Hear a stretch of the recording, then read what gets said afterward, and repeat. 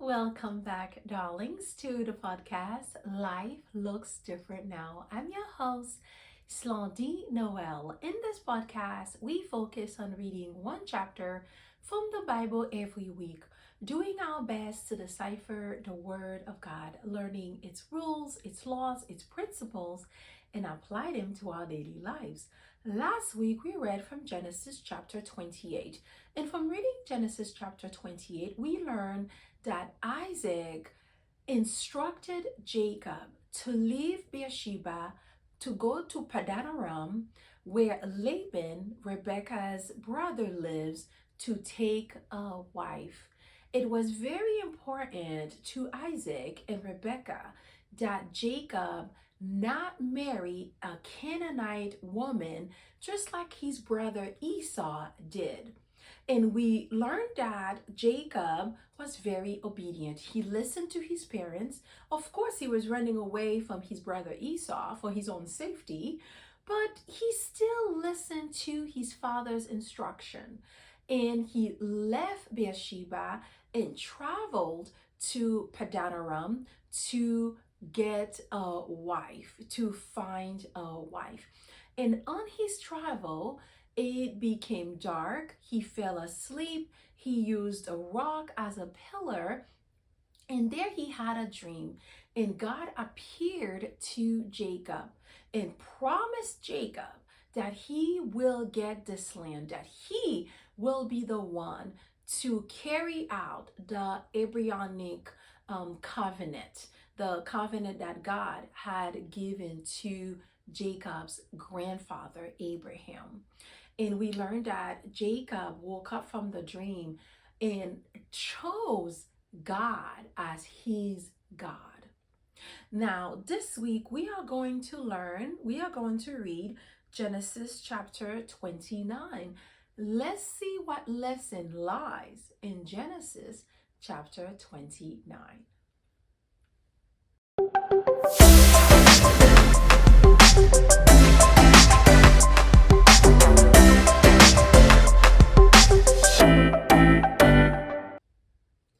Now, before we go ahead to reading Genesis chapter 29, I have a favor to ask. Please remember to like, share, and subscribe to this channel. As you and I are learning the Word of God, others want to do the same. Give them the gift of knowledge. And of course, you'll also be helping this channel to grow. Thank you so much in advance for your support. Now, let's get on to reading Genesis chapter 29. Jacob marries Leah and Rachel. Then Jacob went on his journey and came to the land of the people of the east. As he looked, he saw a well in the field, and behold, 3 flocks of sheep lying beside it, for out of that well the flocks were watered. The stone on the well's mouth was large, and when all the flocks were gathered there, the shepherds would roll the stone from the mouth of the well and water the sheep, and put the stone back in its place over the mouth of the well. Jacob said to them, "My brothers, where do you come from?" They said, "We are from Haran." He said to them, "Do you know Laban, the son of Nahor?" They said, "We know him." He said to them, "Is it well with him?" They said, "It is well. And see, Rachel, his daughter, is coming with the sheep." He said, "Behold, it is still high day. It is not time for the livestock to be gathered together. Water the sheep and go and pasture them." But they said, "We cannot until all the flocks are gathered together and the stone is rolled from the mouth of the well. Then we water the sheep." While he was still speaking with them, Rachel came with her father's sheep, for she was a shepherdess. Now, as soon as Jacob saw Rachel, the daughter of Laban, his mother's brother, and the sheep of Laban, his mother's brother, Jacob came near and rolled a stone from the well's mouth and watered the flocks of Laban, his mother's brother. Then Jacob kissed Rachel and wept aloud. And Jacob told Rachel that he was his father's kinsman and that he was Rebekah's son. and she ran and told her father. As soon as Laban heard the news about Jacob, his sister's son, he ran to meet him and embraced him and kissed him and brought him to his house. And Jacob told Laban all these things. And Laban said to him, "Surely you are my bone and my flesh." And he stayed with him a month. Then Laban said to Jacob, "Because you are my kinsman, should you therefore serve me for nothing?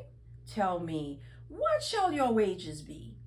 Now Laban had two daughters. The name of the elder was Leah, and the name of the younger was Rachel. Leah's eyes were weak, but Rachel was beautiful in form and in appearance.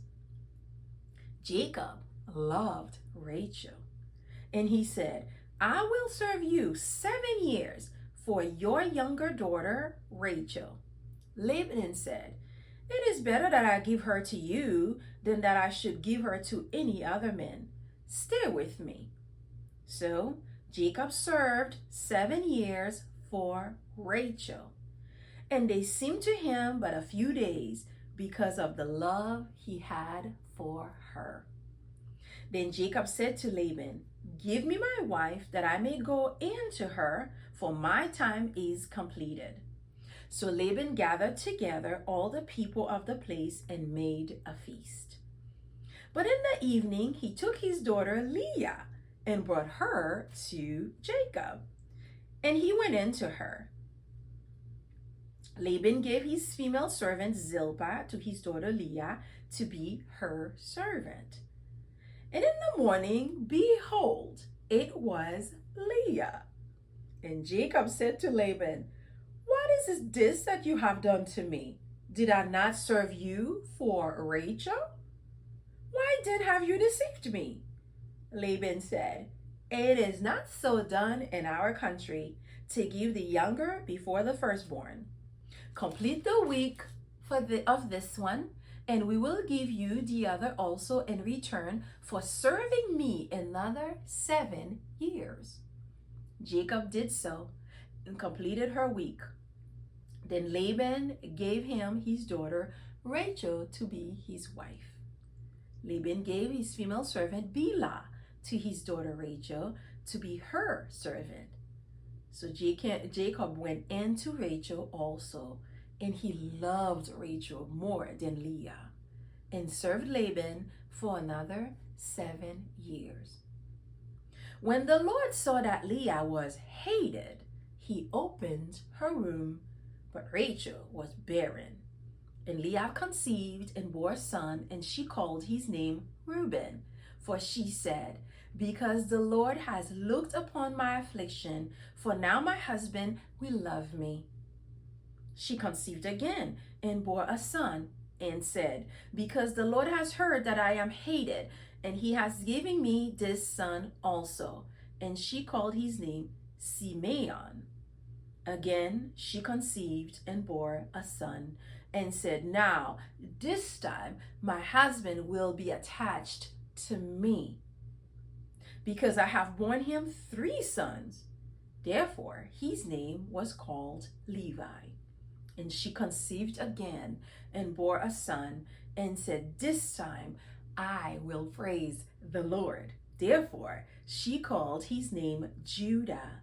Then she ceased bearing. Genesis chapter 29 is a very complicated chapter. The truth is, it's probably one of my favorite chapters. Ever since I was a young girl, ever since my dad read this story to me and really helped me to understand what was really going on in that story, it has always been one of those chapters that stick with me. You see, in fact, I even use the lesson in this chapter to help the ladies. I host a self-love workshop every year, and I even use the lesson in this chapter to help the ladies who attend my self-love workshop to understand the value of self-love, to understand how to value themselves. so they can actually be in the best position to give love to others. This chapter is extremely complicated, but there are so many lessons to be learned in this chapter. Let's break it down a little bit. Now, the chapter opens with informing us that Jacob's, arrived to the east. It was his arrival to the east. Upon arriving to the east, there he saw a well with three flocks of sheep lying beside the well. And normally flocks, of sheep, the shepherds will bring the flocks of sheep near wells to water the sheep, to give them, to also give them water, to clean them, to take care of them. So he arrived in a place as such, and there were three shepherds, and the shepherds were taking care of their sheep in that area. And there Jacob saw them, and he noticed that the shepherds rolled a stone from the mouth of the well, huge stone from the mouth of the well, to water their sheep, to give water to their sheep. And then they covered the well. And Jacob asked them, referring to them as brothers, which tell us Jacob was a very, congenial kind of person, I suppose. He must have had great communication skills. He must have had some charm to him, because he's referring to them as his own brothers, even though he didn't know these men. But he wanted certain information, so he was very pleasant. He went to them and asked them where they came from. And there they told him that they're from Haran, where Laban, his mother's brother lives. And he asked them if they knew a man named Laban, the son of Nahor. And the shepherds told him, yes, of course, we know Laban. Yes, he's a great man. We know Laban.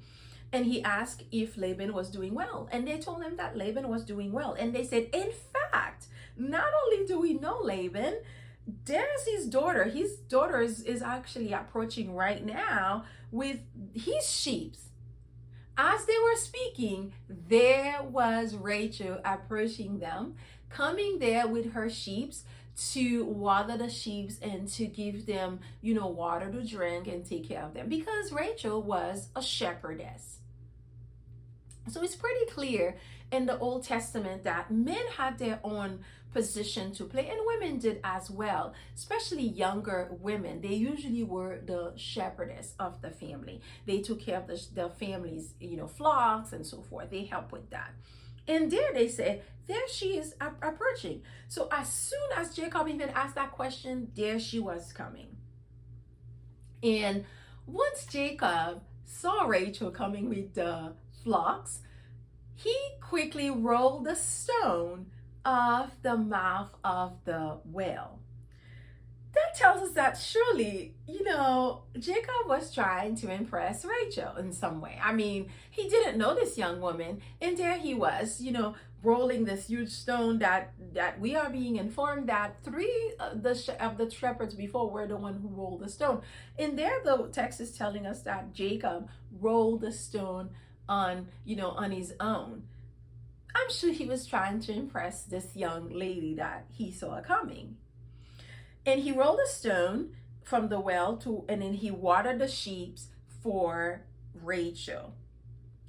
And he became very emotional, because now he realized that he had found his kinsmen. He started, crying and weeping, and then he kissed Rachel.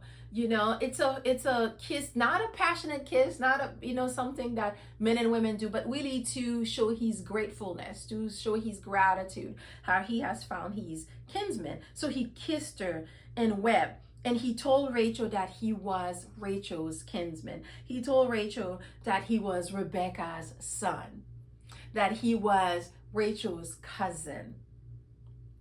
And she ran to tell her father Laban that, there was this young man, there was this man there. His name is Jacob, and he's a kinsman. And we learned that Laban ran towards Jacob. Upon hearing the news, he ran towards Jacob and he kissed Jacob, and he got excited to meet his nephew. And we learned that Jacob, told him all about what has been going on. He told him part of his story and how he came to be in Haran to meet Laban. And we learned that Laban acknowledged that indeed Jacob was really his relative, that Jacob was really his nephew. And after Jacob had been living with Laban for a month, so he's been living with the family, working for the family. Now we have to remember from Genesis chapter 28, God promised to always be with Jacob. And God promised to always bless Jacob. Whatever Jacob touches, it will multiply. And we can see it here in this chapter where, Laban is acknowledging that the fact that Jacob has been living with them for a month, Jacob has been productive, right? Jacob has been working hard, and Jacob has made a difference. He's a great worker. He has made a difference in their lives. So much so that Laban went to Jacob and asked him to name a price for his work. Because Laban said, surely, just because we are kinsmen doesn't mean you are going to be working for me for free. And we can see that Laban is acknowledging the value that Jacob has brought into their lives.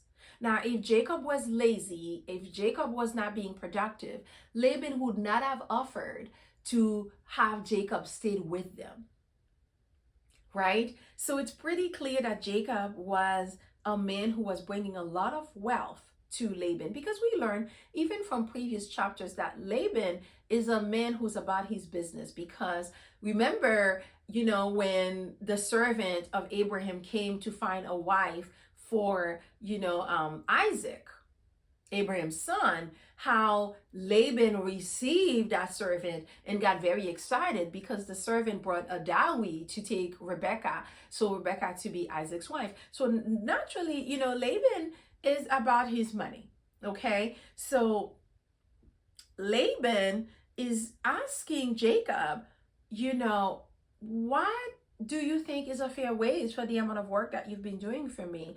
And if you are to stay here, what would be a fair wage? And there we have to remember the main purpose of Jacob's journey was to find a bride, to find a wife.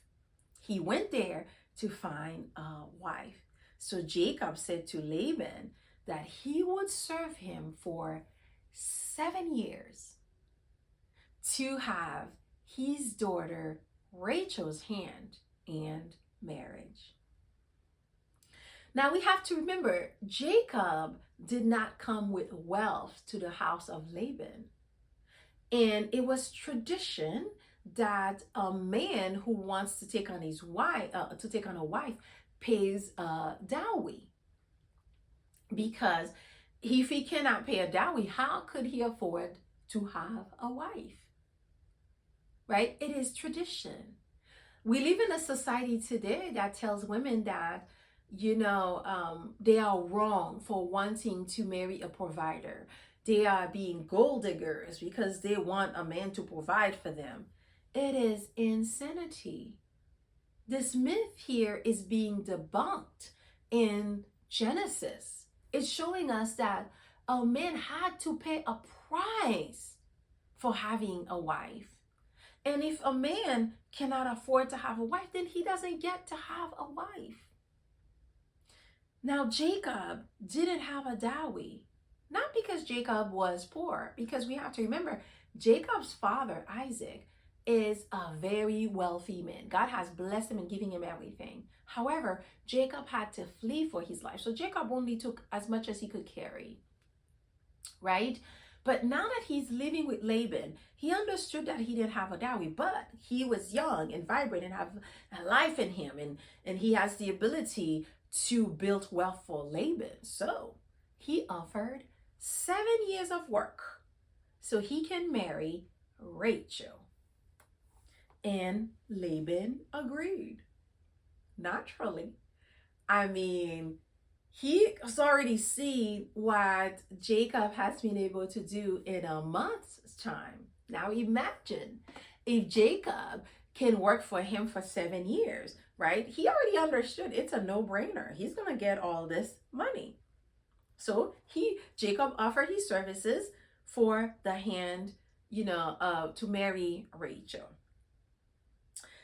And it's pretty clear what happens then.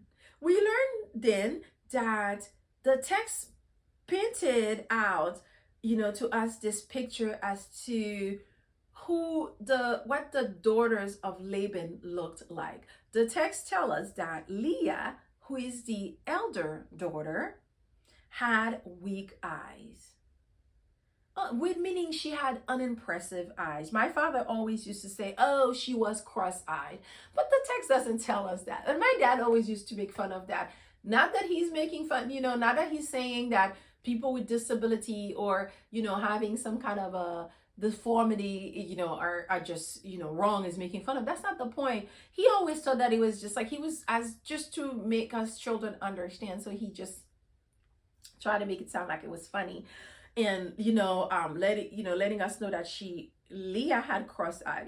Technically, the text is letting us know that she had weak eyes, which tell us it was unimpressive, more like dull eyes, because maybe Leah was shy. Maybe Leah was, very quiet young lady. But the text is clearly letting us know, compared to Rachel's beauty, the text is letting us like Rachel is indeed beautiful. And she has great appearance, great body, which tells us that Leah was average. Rachel was stunning. She can clearly grab a man's attention. And we can see that, Rachel was beautiful, and that played a factor on why Jacob wanted Rachel. Now let's pause here for a minute. Now I know we live in a society that just doesn't understand how different men and women are. We have this idea for some reason that men are just like women. That is not so.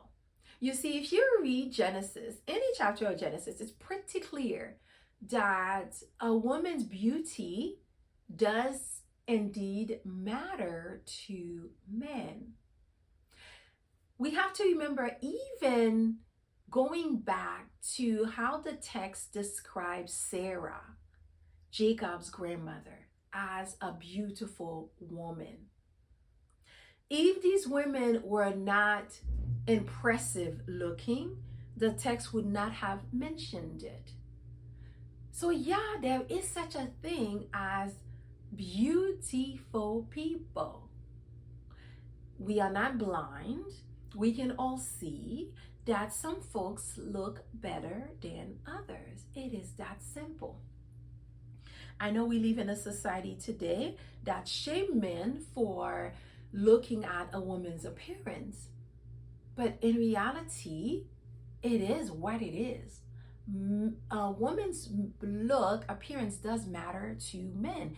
And the text makes it very clear to us that by telling us how beautiful Sarah, Jacob's grandmother, was, how beautiful Rebecca, Jacob's mother, is. And now the text is making it plain that Rachel is beautiful in appearance and Leah is not. We don't have to like it. I know for a lot of us, we have to be politically correct. Unfortunately, that's not the way life works. Not at all. Not at all. Some people are tall, some people are short, some people are big, some people are small, some people are beautiful, and some people are just average looking. And there is nothing wrong with that. That's just the way God created all of us, and we are all God's children. I just wanted to make sure that we understand that. And, because I know some people get very offended to hear that, oh, this one was beautiful, and the text also let us know that, Beauty is ageless. Even by letting us know how Sarah was taken from Abraham because she was beautiful, and that woman was 90 years old. You know, she was 80 when it happened the first time, 90 when it happened the second time, which these men see this woman being so beautiful, they just took her. And we're talking about an elderly woman here. So beauty is ageless. Again, here we are learning about Rachel's beauty. Jacob was stricken by her beauty. So much so that he was willing to work 7 years for her. And Laban, of course, agreed.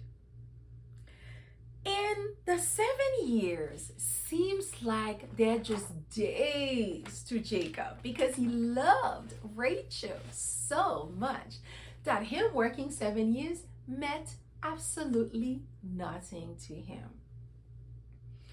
Now, I always explain that, I always take this passage and explain it in my self-love workshop to my ladies so they get a better understanding of the mindset of men.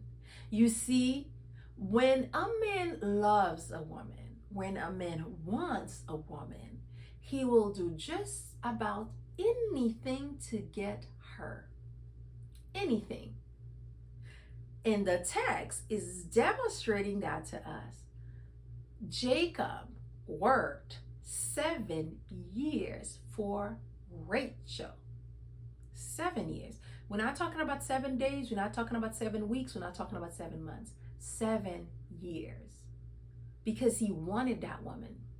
Not because Rachel, was this wonderful woman. Not because he thought Rachel was a kind woman. Not because he thought Rachel was going to be a wonderful wife to him. But simply because he loved her. Because she was beautiful. Because he wanted her. He desired her. And he was willing to do just about anything to have her. My ex-husband always used to say, women don't know their value.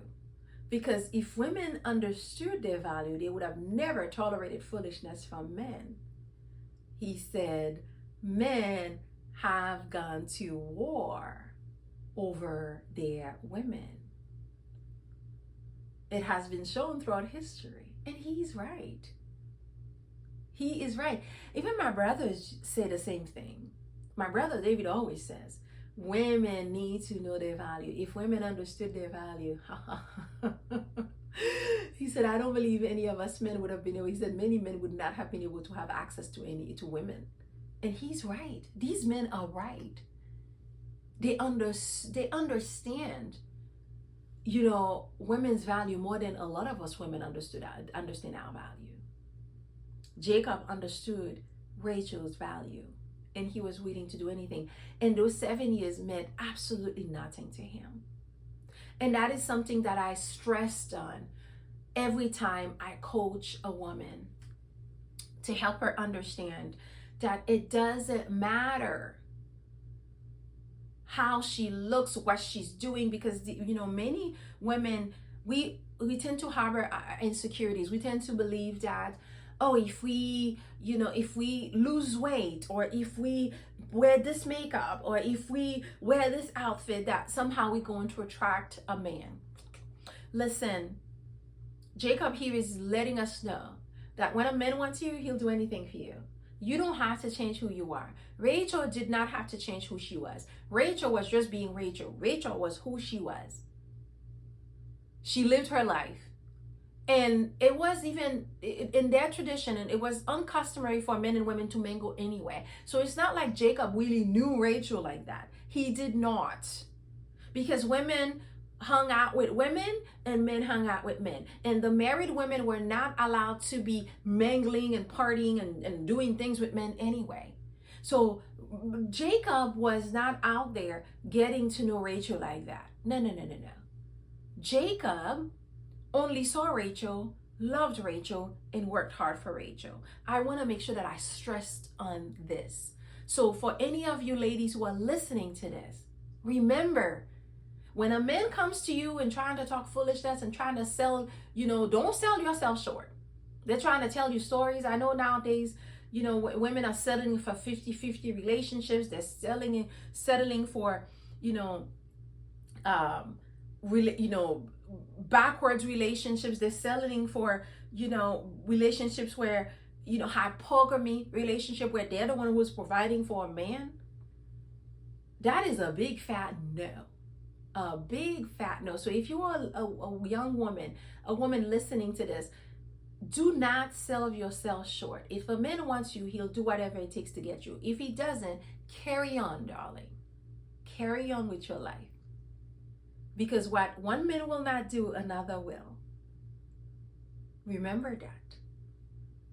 So then we learn, after Jacob served the 7 years, he went to Laban and asked for his bride to be. He said, I've served you 7 years. Now it's time for me to claim my wife. And Laban said, sure.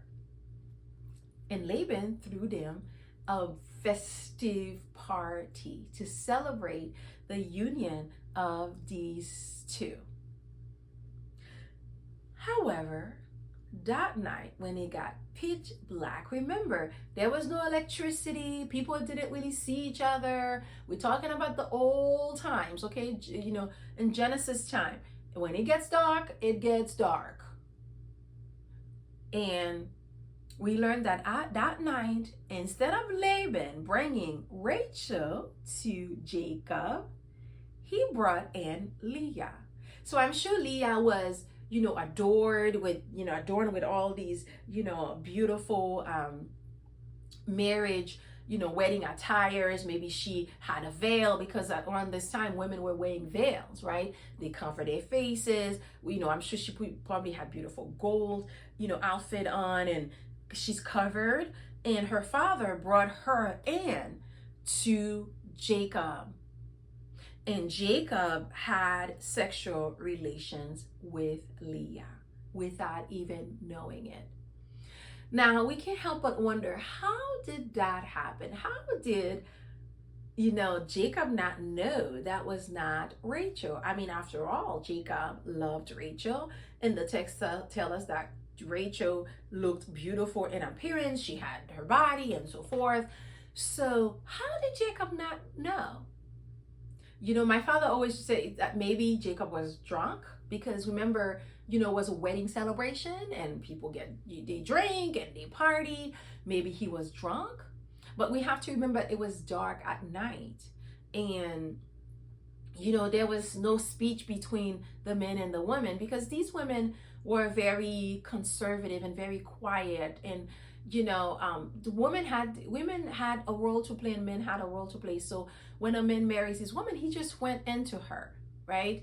And there was no speech there. So it's very possible that, it was so pitch dark, or Jacob was drunk, or, Jacob was not aware what's going on, and he just slept with her. He slept with Leah. But we have to remember, sleeping together then constituted a marriage. Now, the minute you lay with a woman, she is yours. Now, I know we live in our culture where people can have several partners. They can sleep with this one, that one, and the next, and and you don't need to be seen as marriage. But we have to remember, having sexual relation with someone is not only physical, but it's also spiritual. So in the spiritual realm, every time you lay with someone, you are marrying that person. And here it is made very clear, once Jacob had relations with Leah, she was his wife. She was his. Now, the next morning when Jacob woke up, he found that it was not Rachel lying next to him. His intended wife was nowhere to be found. He looked and saw that it was Leah, the oldest daughter, the one he did not want. Jacob, of course, is furious, outraged by this, right? Because he's been tricked. he went to Laban and demanded an explanation. And Laban, of course, calmly tells him that it was their custom to marry the oldest child before the youngest child. So you might be asking yourself, then why didn't Laban tell Jacob that when they first had their agreement? I mean, after all, Laban had 7 years to inform Jacob that, yes, I understand you want to marry Rachel, but you cannot marry Rachel until Leah is married. Laban, of course, had no intention of only marrying Rachel. Maybe, it was always his ploy to marry Leah, right? Because if Leah is dull looking, if Leah is plain looking, and he can see that everyone is paying attention to Rachel, and he's like, wait a minute, I cannot have my eldest daughter left here without being married. So he understood that he had to come up with a ploy, set up a trick even, to get his oldest daughter to marry. And he saw the opportunity the minute Jacob opened his mouth and asked for the hand of Rachel. So he simply said to him, well, I can't marry the younger child without marrying the oldest. And Laban obviously tricked him.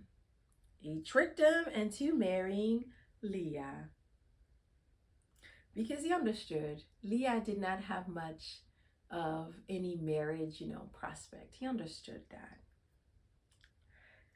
And listen, Jacob, got a taste of his own medicine. Because we have to remember in Genesis chapter 27 how Jacob tricked his father into getting Esau, his brother's blessing.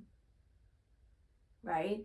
Jacob was a lying manipulator. He set up this trick with his mother to get Esau's blessing. And there, he got replayed. He got played. He got repaid for his own trickery, with his own type of trickery. He got a taste of his own medicine. He was a lying manipulator. Now he got to feel the sting of his own deception. It's glorious. It's marvelous even, I couldn't help but to laugh at that. He got what he deserved. Because he thought he was the only one who could trick others and to get his way.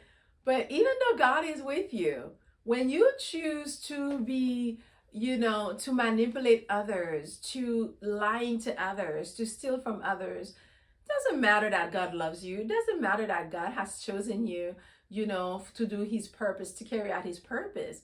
You will still pay the consequence of your action. You're going to feel what, you're going to experience the same thing you have done to others. So that's why it's so important that we have to stop and think before we do things to others. If we think we're going to get away with it, we will not. We will not. And Jacob got a taste of his own deception. I absolutely love it. He got what he deserved. And as if in generosity, to remedy the issue, Laban just said, you know what? I'm going to offer you, and I'm going to allow you to marry Rachel as well. And Jacob accepted. And one condition though, Jacob had to work 7 more years for his wife Rachel. And Jacob said, sure. So Jacob had to be married to Leah for a week. And after the end of the week, he was able to marry the woman he wanted, Rachel. And you see, Jacob agreed. And at the end of a week, Jacob had 2 wives. He was married twice over.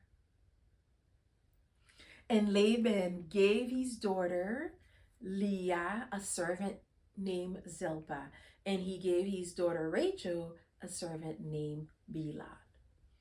Now, I know in our culture today, because I live in the US, and I know here in the US, people think that, when a woman says she's burned out, when a mother is exhausted from doing everything on her own, people are like, well, that's your job, that's your responsibility. I think oftentimes what we fail to realize is that in many cultures, women get help.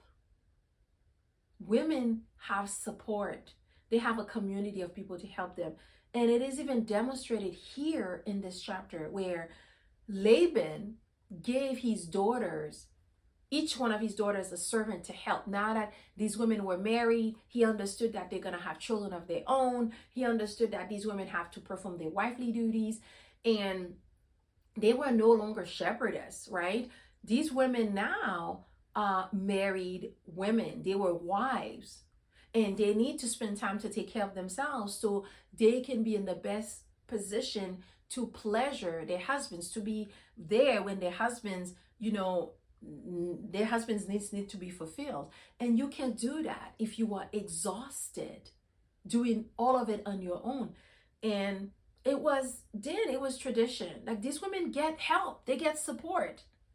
That's something that many women, especially living here in the States, that they don't have. Women are now working, they're pregnant, carrying children, and they're taking care of children, they're nursing children, they take care of the home. They're supposed to have plenty of energy to be accessible to their husbands. It is insanity. It's absurd what is required of women today. It is absolutely absurd. And if we go back to the Bible, it's pretty clear that it is absurd, because in the Bible, it's clear that the men are out there doing whatever they need to do to provide for their families. In the Old Testament, women were being married young, that is true, but men were older.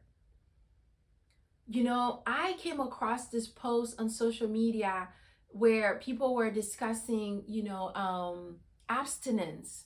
And there was this man who, commented. It was a Christian, post.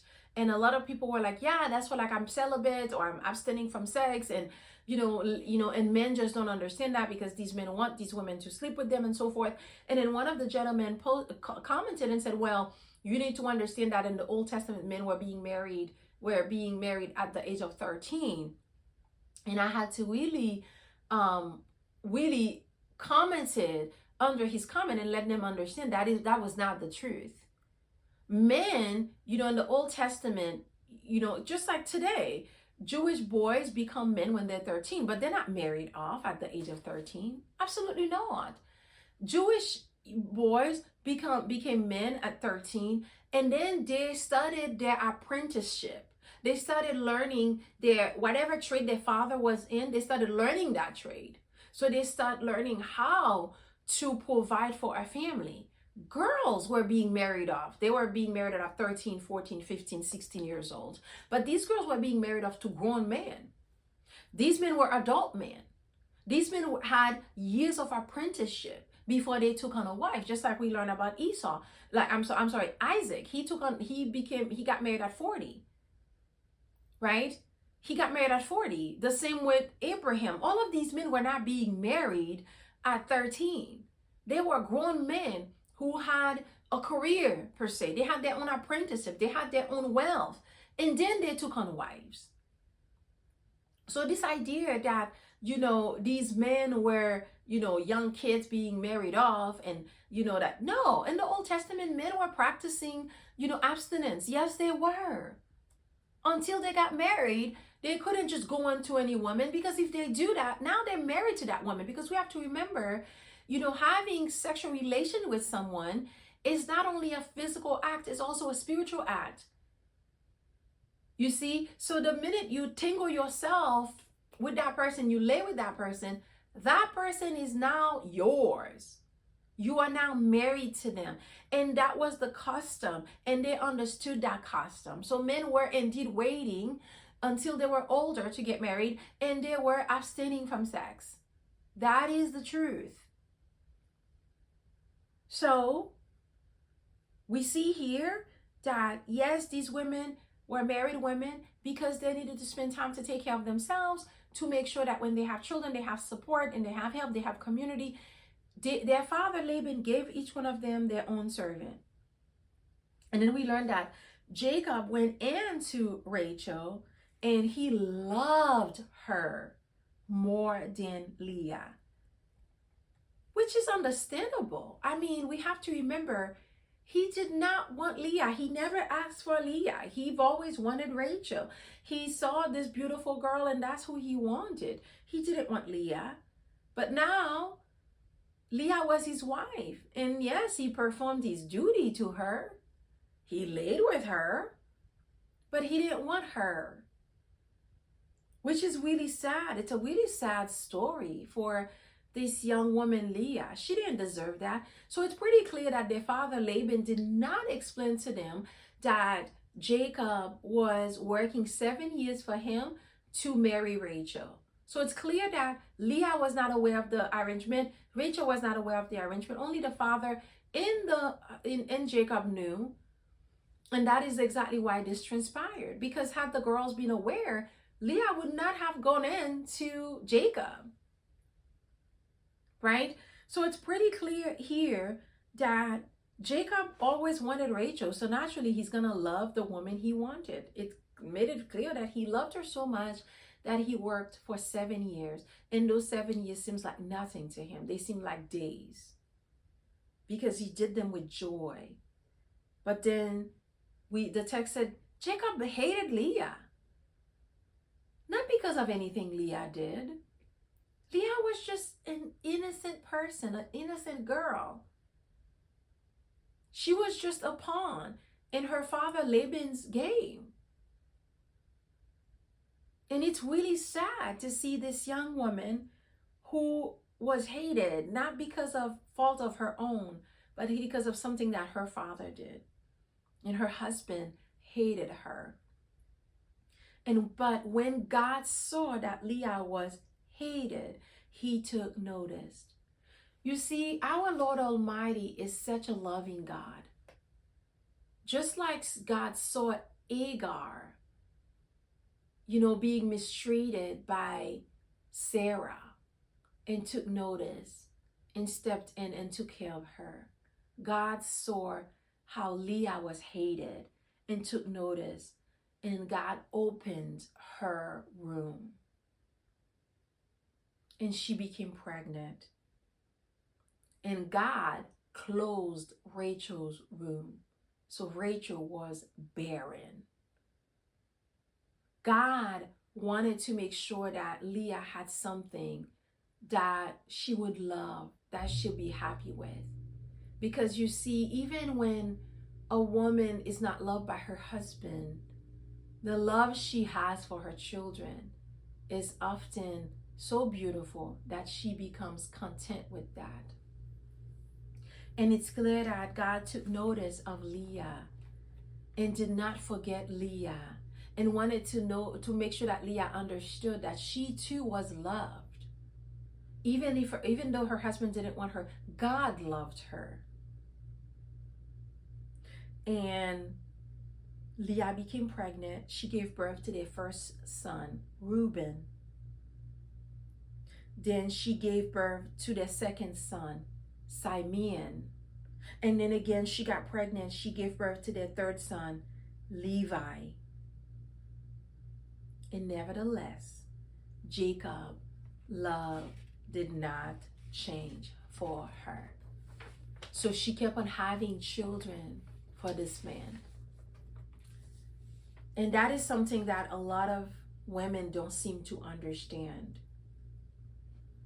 It is very possible for a man to hate you and still sleep with you. Now, a lot of women don't understand that. Women seem to have this idea that because a man is sleeping with them, it means that he loves you. No, no, no, no, no, no, no. Men can sleep with women they do not care about. In fact, they can sleep with women they hate. The text is letting us know that here. Jacob hated Leah, but that did not stop him from continuing on taking her goodies. Because as far as he was concerned, as long as you are giving it to me, I'm going to take it. I'm going to enjoy it. I'm going to indulge in it. So ladies, if you are a lady listening to this, please, darling, please listen to me. Do not sell yourself short. Do not make the mistake of thinking because you are laying with a man that he cares about you, that he loves you. Look around you. How many women are killed by their men? How many women are having children by men who don't care for them? Just because a man is sleeping with you doesn't mean he loves you. So be very careful with that. Carry yourself as the princess that you are. You are a child of God. You are loved. You are priceless in the eyes of God. Don't sell yourself short. Do not sell yourself short. So if you are with a man who cannot see your value, walk away. It is not for you to teach someone to value you. It's not for you to teach someone to see you for who you are. Walk away. Because I can assure you, it doesn't matter who it is. If you give them $1 million, they know exactly how to value that money. So, if a man is with you, he cannot see your value. He does not deserve to be in your presence. Walk away. Walk away with your dignity intact. Don't sell yourself short. Know who you are. You are the daughter of the Most High. You are a princess. And you are beautiful in God's eyes. You are priceless. I don't care if you had slept around with many men before. I don't care if you had kids out of wedlock. I don't care if you are divorced. I don't care if you're no longer a virgin. It does not matter. What one man will not value, another man will. So hold yourself high. Keep your integrity. Walk away from foolishness. Because our sweet sister Leah here was young. She was a child. She didn't understand that. She was a babe. She didn't. So she did all of that, hoping that her husband will love her. But her husband was never going to love her because he didn't love her. He loved the sister, Rachel. And this man got to marry 2 sisters. It was not so unusual then. It is unusual today, I'm sure. I know. Because a man can't marry, you can't practice legally polygamy to be married to women. You can't. But then it was customary for a man to take on 2 wives, 3 wives, 4 wives, whatever. They practiced polygamy. And it was not unusual for a man to marry 2 sisters, 2 cousins, whatnot. So it was pretty clear that this happened. So we have to view this text through the lens of those days and not modern lens. So our sweet sister Leah did not get that. Poor baby continued on having babies for this man who hated her. And finally, after Leah gave birth to their 4th son, she called this young boy, this young man, Judah. And there she says, this time I will praise the Lord. And her womb just closed. She stopped bearing children for this man. Maybe it's because she stopped sleeping with him. Maybe she stopped recognizing who she was and stopped recognizing her value and gave up the hope of ever trying to change this man's mind. We don't know. But we know that finally, she seemed to have given up on the idea that she has the ability to increase Jacob's love for her. She finally got the point. Maybe she did. I don't know. We'll find out, in Genesis chapter 30, if she actually finally learned her lesson. And there are so many lessons to be learned in this chapter. That's exactly why this chapter is one of my favorites. But I can't say it doesn't break my heart to see how Leah was treated. She didn't deserve that. Every woman deserved to be loved and adored by their man. But unfortunately, many women will never understand what that means. They will never experience that. My prayer for you, darling, if you're a lady listening to this, is that you will be blessed with a man who can see you for who you are and love you for who you are and adore you for who you are and not take you for granted. That you can see your value. That you can see your value so much so that you will not allow any man to come and play in your face. That you will not sell yourself short.